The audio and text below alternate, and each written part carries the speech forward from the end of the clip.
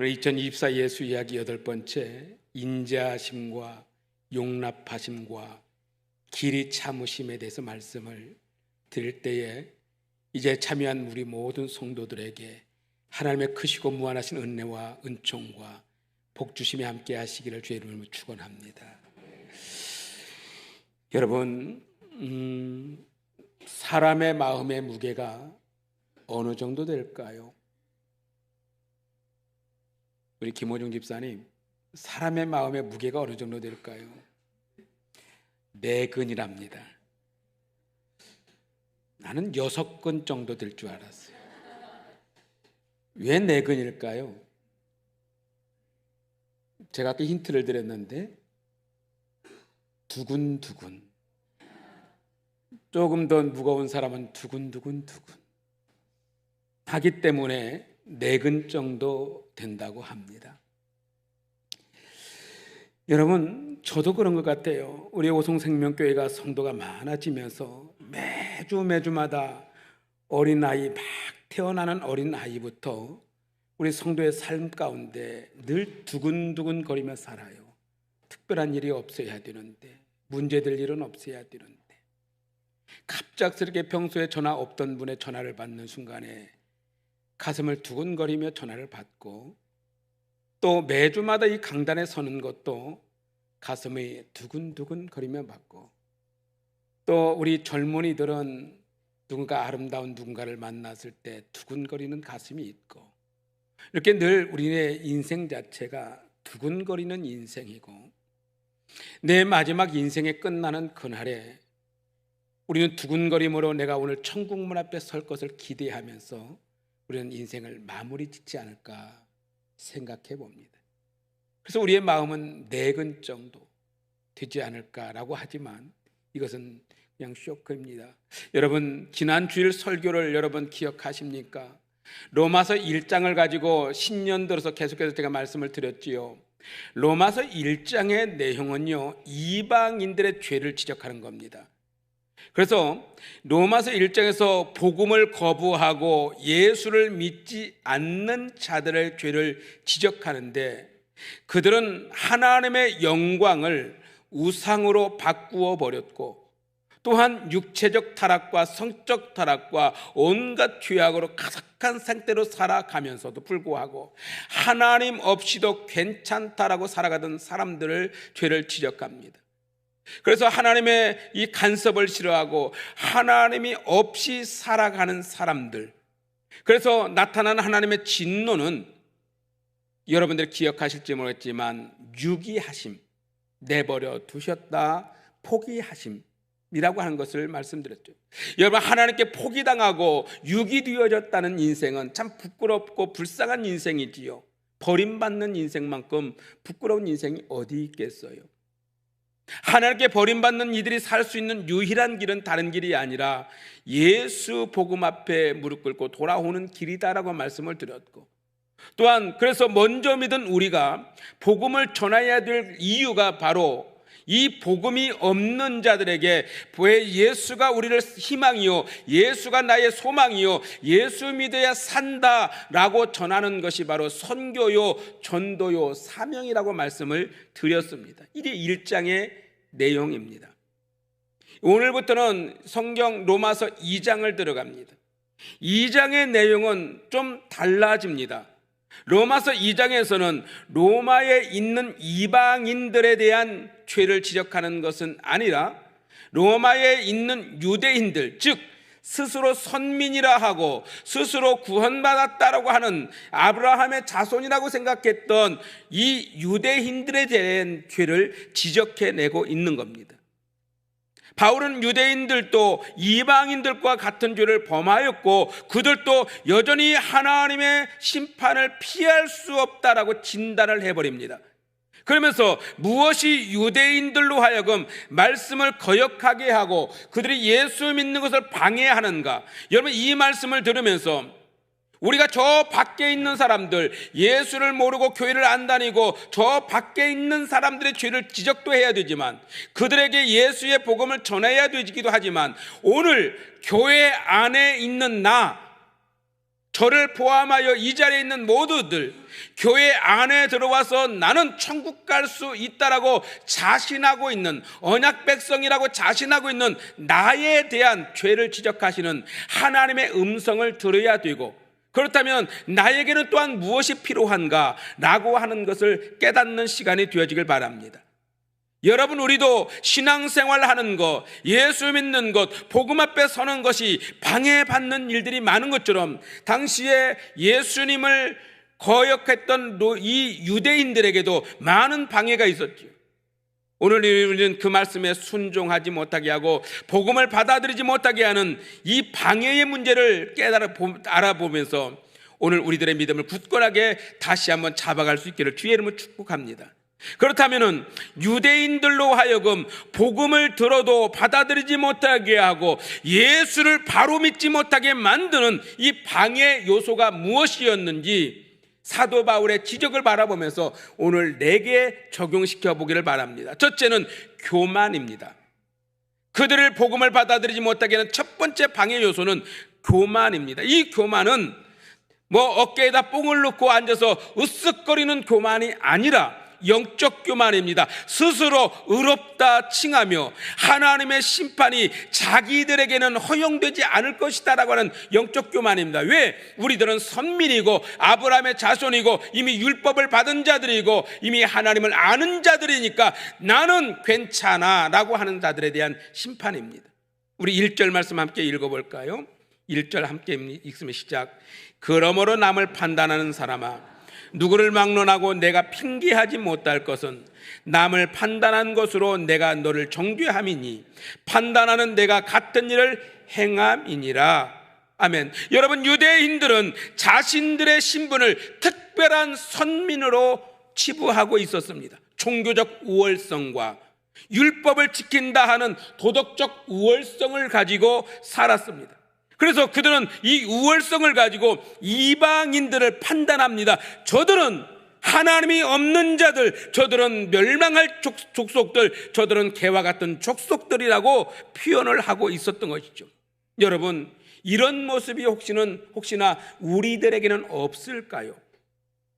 우리는 이 교회를 다닌다고 하는 이 우월적, 영적 우월성과 내가 하나님의 말씀을 알다고 하고 우리가 교회를 다닌다고 하는 이 어떤 우월성을 가지고 누군가를 판단하고 있지는 않습니까?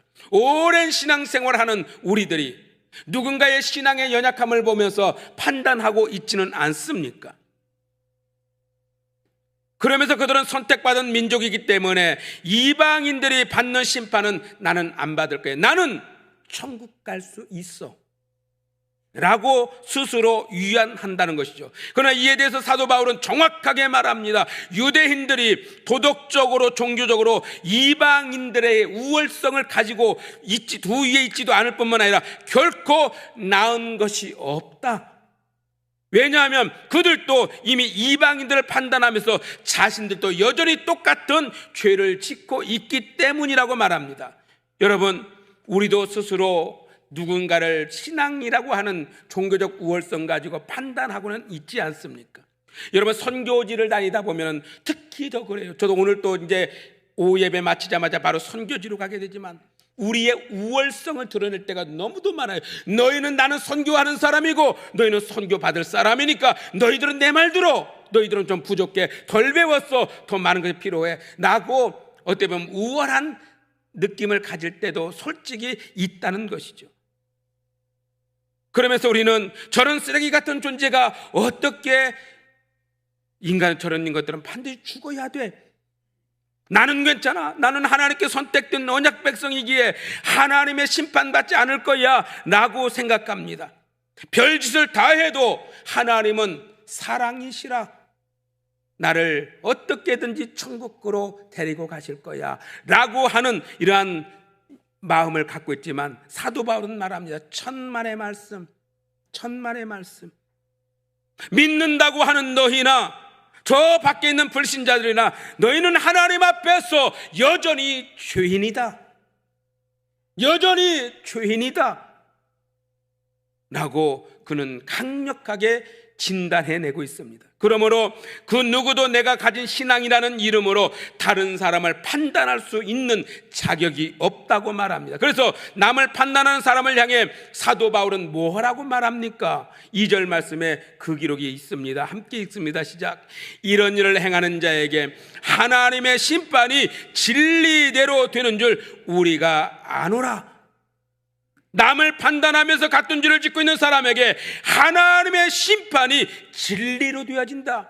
오직 예수 이름으로만이 심판받을 수 있다고 말합니다. 종교적 우월성도 중요하지 않아요. 내가 얼마나 오랫동안 교회를 다녔느냐, 얼마나 큰 교회를 다녔느냐, 얼마나 오랫동안 신앙생활했느냐, 얼마나 많은 교회 봉사일을 하느냐, 얼마나 많은 어떤 직분을 가졌느냐는 전혀 심판의 판단 근원이 안 돼요. 우리에게 진리가 있느냐 없느냐, 예수가 있느냐 없느냐, 복음의 진리를 가졌느냐 안 가졌느냐 차이점일 뿐이지.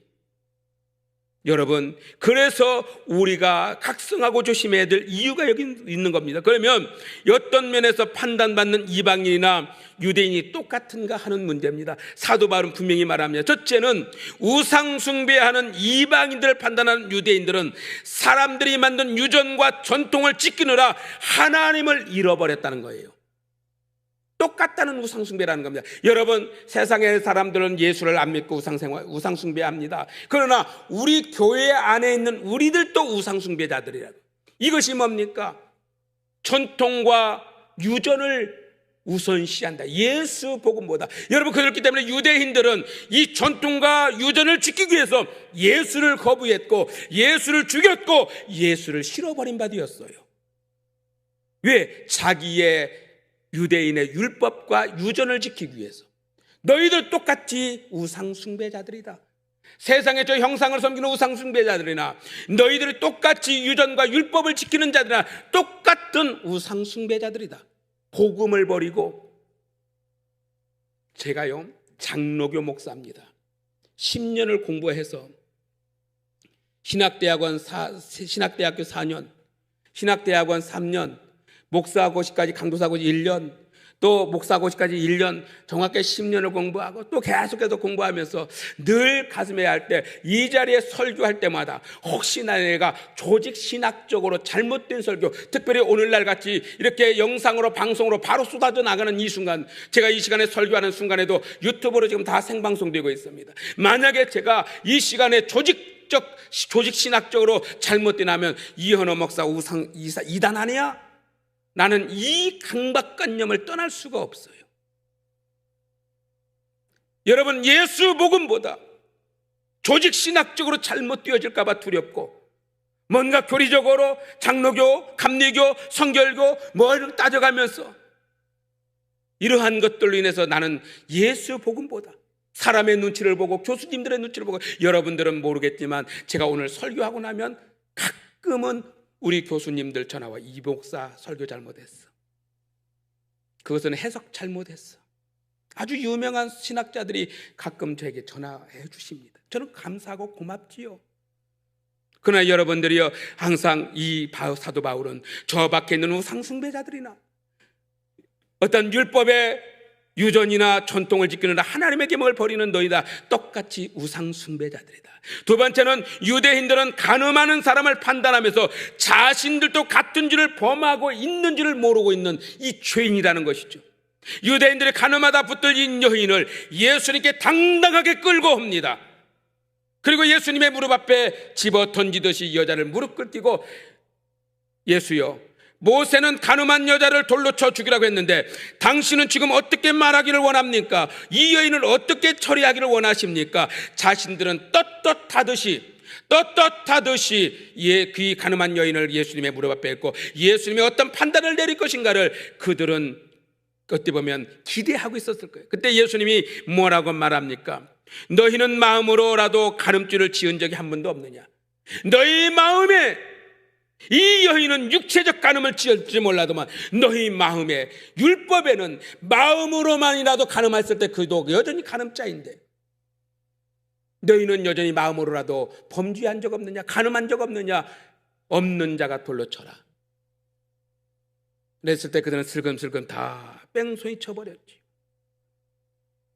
겉에 드러나서 들켜버린 죄나 내 가슴에 숨어져 있는 죄나 여전히 우리는 죄인일 수밖에 없다는 것이죠.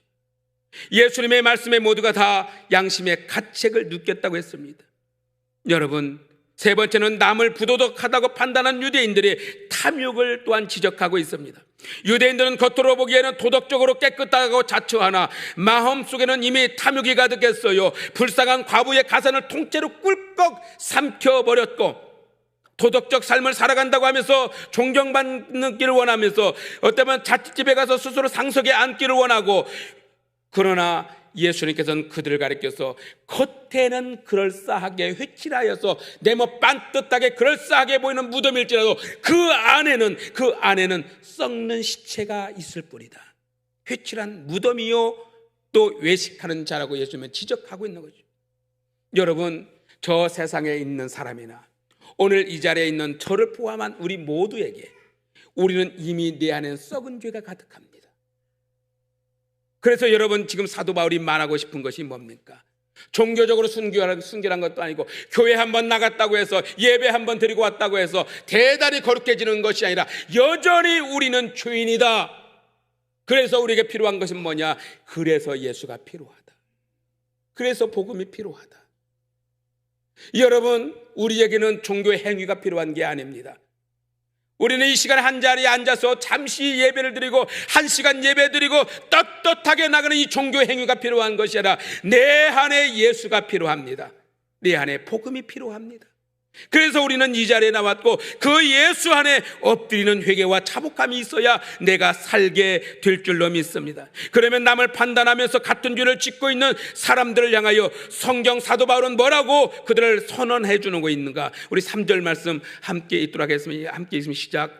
이런 일을 행하는 자를 판단하고도 같은 일을 행하는 사람아, 내가 하나님의 판단을 피할 줄로 생각하느냐? 남을 판단하면서 같은 죄를 짓는 유대인들, 하나님의 심판을 받지 않을 거라고 생각하느냐? 오늘 우리에게 주시는 말씀 아니겠습니까? 남을 판단하면서 같은 죄를 짓는 유대인들은 하나님의 심판을 받지 않을 거라고 생각했어요. 왜? 유대인이니까. 왜? 모세의 율법을 받은 자들이니까. 왜? 아브라함의 자손이니까. 그래서 그들은 마음껏 종교적으로 율법적으로 판단을 했어요. 그러나 남을 함부로 판단하는 것은 죄를 짓고 있는 너희가 하나님의 심판을 피할 줄로 생각하느냐? 이것은 천만의 말씀 오산이야. 오산이야. 너희도 여전히 그들과 다르지 않아 라고 말하는 겁니다. 여러분, 우리는 너무 다 우리에게 관대합니다. 다른 사람을 너무 쉽게 판단합니다. 설교를 마치고 나면 아주 가끔 한 10년에 한 번 정도는 한 사람이 있어요. 목사님, 이 설교는 꼭 누가 들었어야 하는데 하는 분들도 있어요. 그러나 여러분들이요, 참 안타까운 것은 이 설교는 누가 들어야 할 설교가 아니라, 이 설교는 누가 들어야 하는 설교가 아니라 이 설교는 내가 들어야 할 설교입니다. 내 가슴에 받아야 되는 설교, 매주마다 전해져지는 이 설교는 교회 안에 있는 내가, 목사인 내가, 30년 40년 예수 믿은 내가, 장로인 내가 들어야 될 설교입니다. 아까도 말씀드렸죠. 가끔 10년에 한 번씩은 또 문자 오는 분이 있어요. 목사님, 그 설교는 저 들으라고 하신 설교였죠. 그러면 제가 문자를 보냅니다. 그렇습니다. 집사님 들으라고 한 설교입니다. 왜요? 내가 들어야 하니까. 여러분들이요, 우리는 이 말씀 앞에서 주여 나는 죄인입니다, 나를 불쌍히 여기소서라는 이 하나님 앞에 엎드리는 은혜가 있어야 내가 살게 됩니다. 우리가 교회 나오는 이유가 뭐예요? 이 1시간 동안, 이 아까운 시간에, 비추적추적 내리는 이 순간에, 여러분, 왜 우리가 이 순간에 이 자리에 있어야 합니까? 내가 살기 위해서 있어야 하는 겁니다. 두 번째로 복음에 방해되는 것이 또한 무엇입니까? 그것은 아주 중요한 문제인데, 심판 자체를 무시해버리는 어리석음입니다. 4절 말씀 우리 같이 읽어볼까요? 4절 시작. 홍내가 하나님의 인자하심이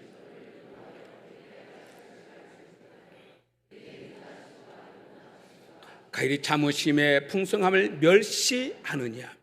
여러분, 하나님이 우리를 향한 은혜는 풍성함입니다. 그렇다면 이 하나님의 은혜의 풍성함이 무엇입니까? 첫째는 인자하심이 풍성하시다.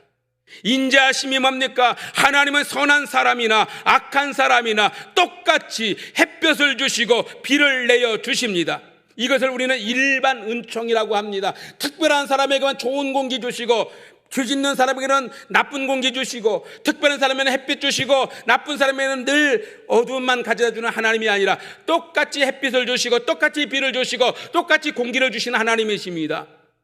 이것이 하나님은 우리는 인자하시는 분이라고 말합니다. 사랑하시는 하나님. 두 번째는 용납하심이 풍성하시다고 했습니다. 용납은 하나님의 심판을 보류하심입니다. 만일 하나님께서 우리가 죄를 짓는 순간마다 너는 나쁜 놈이야, 너는 죄인이야 하고 때리신다면 여기에서 남아있을 사람은 아무도 없을 거예요. 저를 포함하여 여러분 모두가 날마다 죄 지으면서 여러분 하나님의 날마다 때리신다면 우리의 견딜 만한 사람이 어디 있어요? 그런데 하나님은 용납하십니다.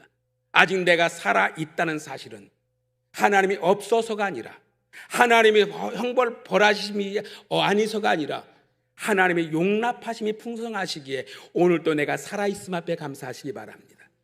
만약에 하나님이 용납하지 않으셨더라면 우리는 이 자리에 남아있을 존재 아무도 없어요. 여러분 중에 한 사람도 이 자리에 남아있을 사람 없습니다. 용납하셨기에 남아있습니다. 세 번째는 길이 참으심입니다. 아무리 하나님의 인자하심과 용납하심이 대단할지라도 하루 정도는 참아주시고, 한 달 정도는 참아주시고, 1년 정도는 참아주시고 끝나버린다면 여러분, 우리 중에 하나님의 나라 구원받을 백성이 어디 있어요? 그런데 하나님은 천년을 하루처럼 매 순간까지 참아주시는 하나님이시라는 것이죠. 그러기에 여러분, 우리 하나님은 참아주시기에 내가 50년이 됐고 60년이 되고 내가 70세가 되고 내가 죽을 나이가 됐을지라도 내가 아직도 하나님께서 참아주신다면 감사할 수 있기를 바랍니다.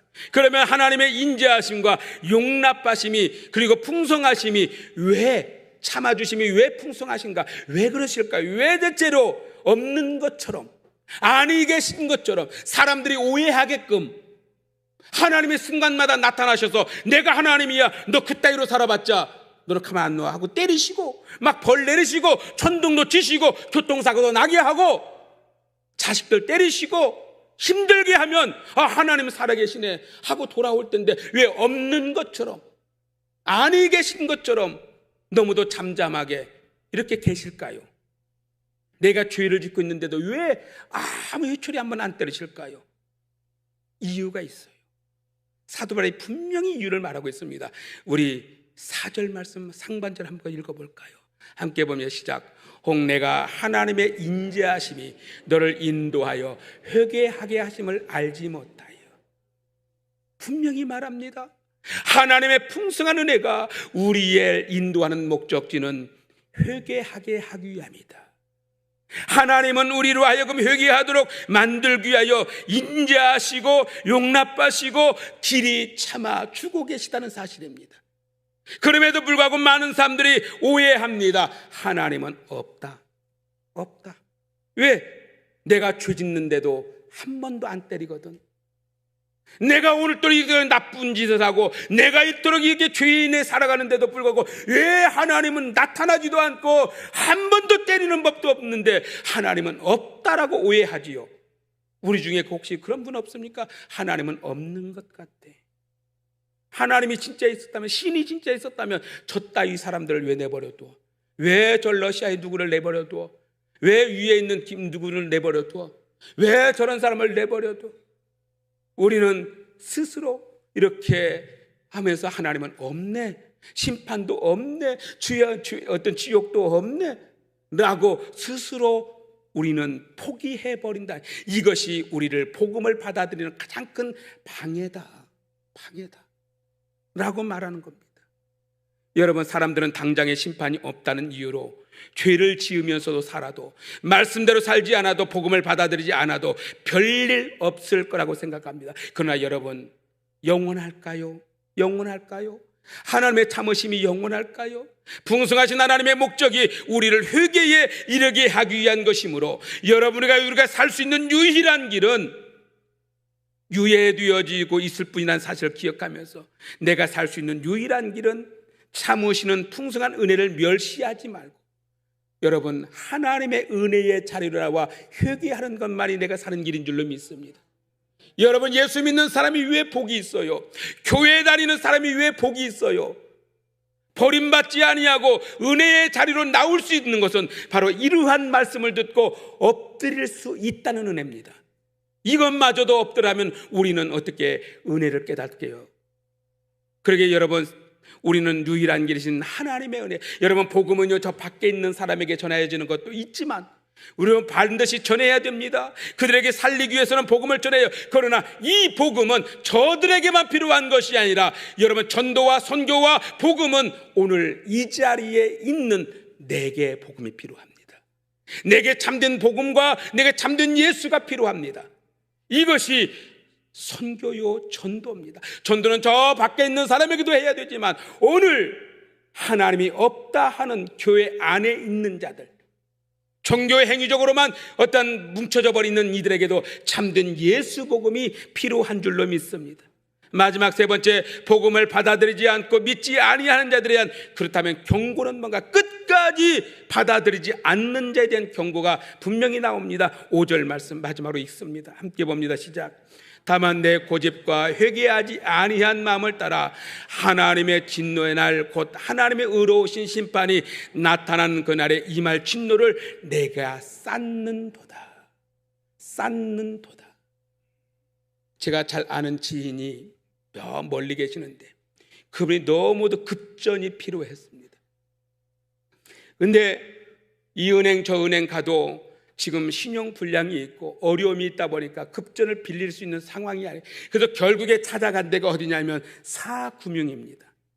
여러분 참 위험한 곳이죠. 알면서도 너무 급하니까 어쩔 수 없이 높은 이자를 주고 잠시 빌리면 될 것 같아 빌렸습니다. 그래서 이 사금융을 빌려서 며칠 날까지 갚으시오. 그러면은 이 정도 이자만 내고 그날부터 이자는 없을 거요 하고 하니까 그 정도는 내가 갚을 수 있을 것 같아. 환경과 상황을 보니까 갚을 수 있을 것 같아. 그래서 그분은 얼른 빌렸어요. 조금 이자가 비쌌지만 갚을 것 같아. 그래서 어쩌다가 그걸 돌려막기 하고 돈이 생겨서 그날 갚으러 간 거예요. 그날 갚으러 갔는데 회사 사무실, 그 사금융 사무실이 문이 꽁꽁 잠겨 있는 거예요. 돈 갚으러 갔잖아요. 그날 오후 4시만 지나면 이마만큼 또 올라가는데 이자에 이자가 또 붙는데 갚으러 갔는데 기다렸다가 돈 갚으러 오셨네요. 옳게 한 게 아니라 문을 걸어 잠궈놓고 어디 가버린 거죠. 전화를 며칠 했는데 안 받아요. 한 달 정도 있다가 전화가 와요. 왜 빚 안 갚아? 지금 얼마나 많이 올랐는데 150만 원 빌린 게 1,600만 원. 여러분 이것이 쌓이고 쌓이면 150만 원 빌린 게 몇 억까지. 왜 빚 안 갚아? 여러분 얼마나 두려운 일이에요.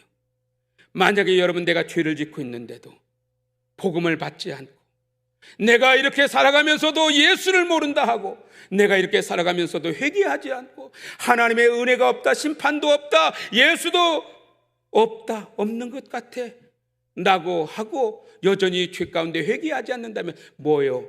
쌓아가고 있다. 하나님의 진노를 쌓는 중이다. 얼마나 두려울까요? 마지막 내가 심판대 앞에 있을 때 이마만큼 쌓여있는 내 죄악되고 회개치 못했던 이 죄악된 것이 쌓아 있다면 우리는 얼마나 두려울까요? 사랑하는 성도 여러분, 이제 말씀을 맺습니다. 우리는 괜찮습니까? 이방인들 바라보면서 저들은 지옥 갈 사람, 저 사람들은 하나님의 은혜를 입지 못할 사람들. 그러나 여러분 교회 안에 있으니까 괜찮아. 오늘 또 교회 갔다 왔으니까 괜찮아. 오늘 성가대 섰으니까 괜찮아. 오늘 목사로서 설교했으니까 괜찮아. 내가 장로의 직분을 가졌으니까 괜찮아. 괜찮을까요? 유대인들을 괜찮았을까요? 사도 바울은 정확하게 말합니다. 여러분, 예수가 필요하다. 누가요? 오늘 내게 예수가 필요합니다. 다른 사람에게 예수가 필요하듯이 오늘 내게도 예수가 필요하다는 이 사실을 우리는 믿음으로 각성하고, 오늘 이 자리에 나와 있음 앞에 감사하고, 내 죄가 오늘 지적되어졌거든 감사하고, 엎드릴 수 있음 앞에 감사하는 우리 모두가 되어지기를 주의 이름으로 축복합니다.